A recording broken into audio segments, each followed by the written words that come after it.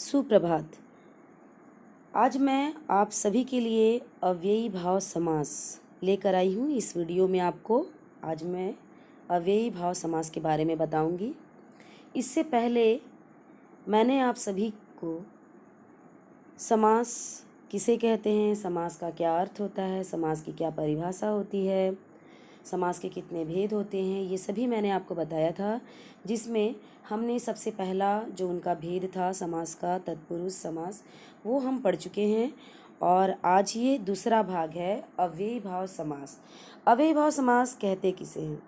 जिस समास का पहला पद अव्यय हो और प्रधान हो वह अव्ययी भाव समास कहलाता है।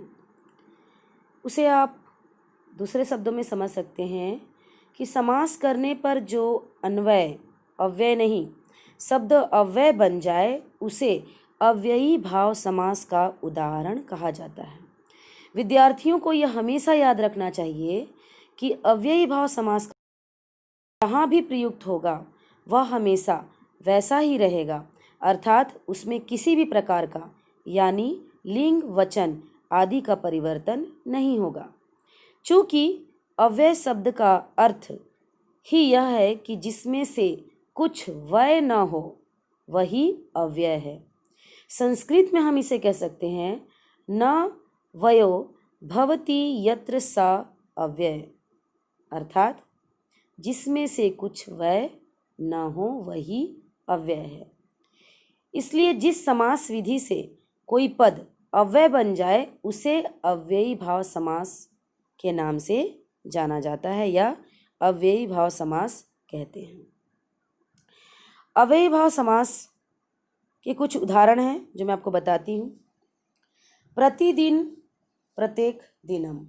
प्रति यहाँ अव्यय है। यथाशक्ति, शक्ति के अनुसार यहाँ यथा अव्यय है। एक बार हम फिर पढ़ते हैं अव्ययी भाव समास। इस समास में पूर्व पद अव्यय होता है और उसी की प्रधानता होती है, अर्थात बनने वाले नए पद का निर्माण उसी के अनुसार होता है। इस समास से युक्त पद का प्रथम पद उपसर्ग अव्यय होता है। अंत में नपुंसक लिंग एक वचन होता है।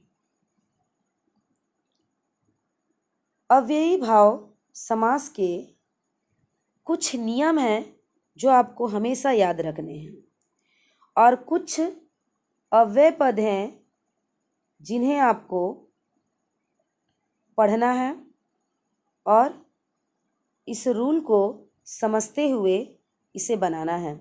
इसमें 6 अव्यय पद हैं जिसे आपको मैं एक एक करके आपको बताऊंगी।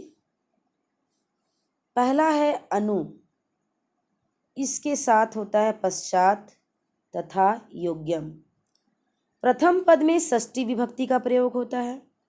पश्चात का अर्थ है पीछे। समास करते समय पीछे के अर्थ में अनुपसर्ग का प्रयोग होता है, जैसे कि विष्णु पश्चात। विष्णु के पीछे इति अनु विष्णु। इसके अन्य उदाहरण भी निम्नलिखित हैं, जैसे कि रथानाम पूर्व पद अर्थात प्रथम पद, यहाँ आपका षष्ठी विभक्ति है। पश्चात इति, अब आपको ध्यान ये देना है कि पश्चात इति के जगह पे आपका अनु लगा है। जैसा कि आपने यहाँ देखा अनु के साथ क्या लगेगा, पश्चात या योग्यम। तो अनु रथम, रथानाम पश्चात इति अनुरथम, पदानाम पश्चात इति अनुपदम, लताया पश्चात इति अनुलतम, पुत्रस्य पश्चात इति अनुपुत्रम, शंभो पश्चात इति अनुशंभु, गणेशस्य पश्चात इति अनुगणेशम। यहाँ आपको एक बात ध्यान ये देना है कि पूर्व पद में अर्थात प्रथम पद में षष्ठी विभक्ति है, देख सकते हैं आप, और उत्तर पद के स्थान पर अनु लग रहा है और यहाँ विभक्ति का लोप हो रहा है। अनुरथम, रथानाम पश्चात इति अर्थात अनुरथम। इसको आप ध्यान से देखिए और इसे लिखिए कॉपी में। और समझिए। दूसरा है आपका उप। उप के साथ समीपम का प्रयोग होगा, में षष्ठी विभक्ति होगी। समीपम के अर्थ में, समीप के अर्थ में समास होने पर पूर्व पद में प्रायः उप अव्यय प्रयुक्त होता है। उदाहरण में आप देख सकते हैं, कृष्णस्य समीपम इति। समीप के स्थान पर उप कृष्णस्य, म कृष्णम, उप कृष्णम, एक वचन नपुंसकलिंग। यमुनाया समीपम षष्ठी विभक्ति, यमुनाया समीपम, समीपम के स्थान पे उप और यमुनाया का विभक्ति हटकर यमुनम, उप यमुनम। गंगाया समीपम इति उपगंगम, तटस्य समीपम इति उपतटम। इसमें भी आपको एक ही चीज़ याद रखना है कि उप के स्थान पर समीप का प्रयोग करेंगे और जब समास विग्रह करेंगे तो कृष्ण के साथ षष्ठी विभक्ति, और जब समास पद बनाएंगे तो कृष्ण के साथ, कृष्ण को हम एक वचन नपुंसकलिंग बना देंगे। दोनों शब्दों का समास पद बनाने के साथ ही साथ कृष्ण से समीपम इति उप कृष्णम इति, गंगाया समीपम इति उपगंगम। इसी प्रकार से हम आगे देखते हैं। तीसरा सह। सह, श सह सहित, प्रथम पद में यहाँ तृतीया विभक्ति होगी। इसमें आपको ध्यान देना है कि स के स्थान पर सहितम, चित्रम के स्थान पर चित्रण, अर्थात प्रथम पद में आपका तृतीया विभक्ति। प्रथम पद में क्या होगी? तृतीया विभक्ति, और स के स्थान पर सहितम होगा। सहृदयम हृदयन सहितम, समित्रम मित्रेण सहितम, सधनम धनेन सहितम, सशरीरम शरीरेण सहितम, सधर्मम धर्मेण सहितम, सशास्त्रम शास्त्रेण सहितम, सशस्त्रम शस्त्रेण सहितम। यहाँ आपको यह ध्यान देना है कि सहितम की जगह स, जब समास विग्रह होगा तो स की जगह सहितम, और चित्रम जो पूर्व पद आपका है जो बनेगा वहाँ तृतीया विभक्ति का प्रयोग होगा। चौथा है आपका निर। निर का मतलब होता है कमी अर्थात अभाव। यहाँ भी प्रथम पद में षष्ठी विभक्ति का प्रयोग होगा।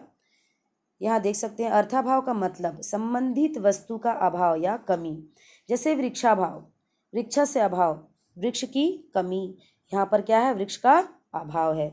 इसी शब्द को जब हम समास के साथ कहेंगे तब कहेंगे निर्विक्षम, अर्थात निर मतलब कमी, अभाव का मतलब अभाव के स्थान पर निर प्रयोग हुआ। वृक्ष से षष्ठी विभक्ति है जहाँ हमने एक वचन नपुंसकलिंग बना दिया, निर्विक्षम। यहाँ उल्लेखनीय यह है कि अर्थाभाव या अभाव के अर्थ के लिए अव्ययी भाव समास में निर प्रथम शब्द का पहला अक्षर है। ये एक नोट है जिसको आपको ध्यान देना है कि क, ख, प, फ होने पर निर के स्थान पर निस हो जाता है। इस उपसर्ग का प्रयोग होता है। निर के जगह पर क्या होगा? निश होगा। ये कब होगा? हो, ख हो, प हो, फ हो, तब निर के स्थान पर निस हो जाता है। जैसे कि आप देख सकते हैं कंठ का नाम अभाव, निष्कंटकम। यहाँ निर अर्थात र संधि के नियमों के अनुसार क्या हो गया? स हो गया। इससे आपने पढ़ा है सत्व संधि में। तो मक्षिका नाम अभाव, यहाँ क्या है? निर्मक्षिकम। विघ्ना नाम अभाव, निर्विघ्नम। जनानाम अभाव, निर्जनम। जलस्य अभाव, निर्जलम।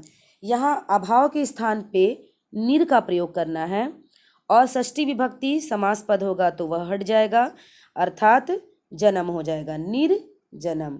उसी प्रकार निर्जलम जल की कमी, है ना, जल का अभाव। पांचवा है आपका प्रति अर्थात विप्सा।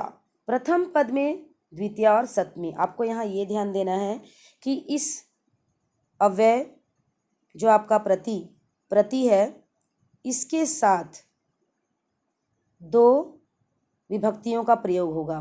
पहला होगा द्वितीय और दूसरा क्या होगा? सप्तमी। इसका आपको ध्यान देना है कि प्रति के साथ दो विभक्ति का प्रयोग होगा।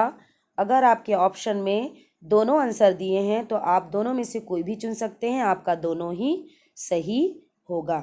जैसे कि उदाहरण में देख सकते हैं, दीनम दीनम इति दीने दीने। यहाँ दो अलग अलग दिए हैं, कॉमा दिया हुआ है, आप ध्यान से देखिए। दीनम दीनम इति दीने दीने प्रतिदिनम।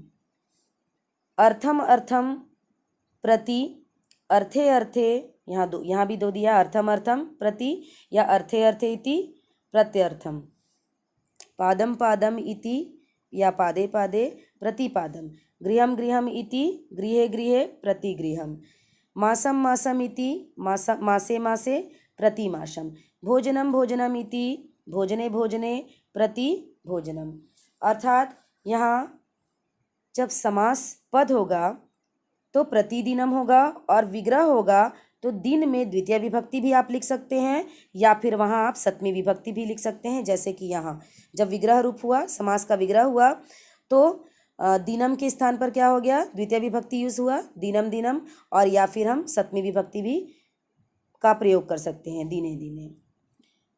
छठवां है आपका यथा अनतिक्रम में। यहाँ भी प्रथम पद में द्वितीय विभक्ति का प्रयोग होगा।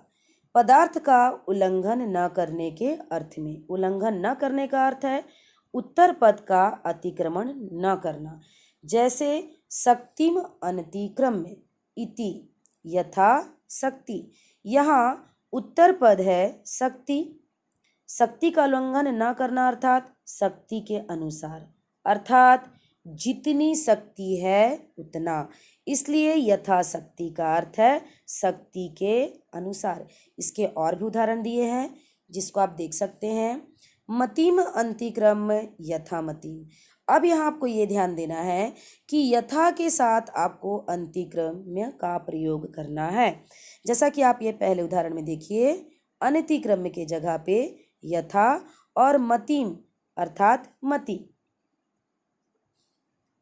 दूसरे उदाहरण में है विधिम अनतिक्रम्य यथा विधि। यहाँ है शास्त्रम अंतिक्रम्य यथा शास्त्रम, क्रमम अंतिक्रम्य यथा क्रमम, बलम अंतिक्रम्य यथा बलम। अब यहाँ आपको ध्यान ये देना है कि यथा अनतिक्रम्य, यथा जहाँ भी होगा उसके साथ आप किसका प्रयोग करेंगे? अनतिक्रम्य का प्रयोग करेंगे। अनतिक्रम्य यथा, अनतिक्रम यथा, अनतिक्रम्य यथा।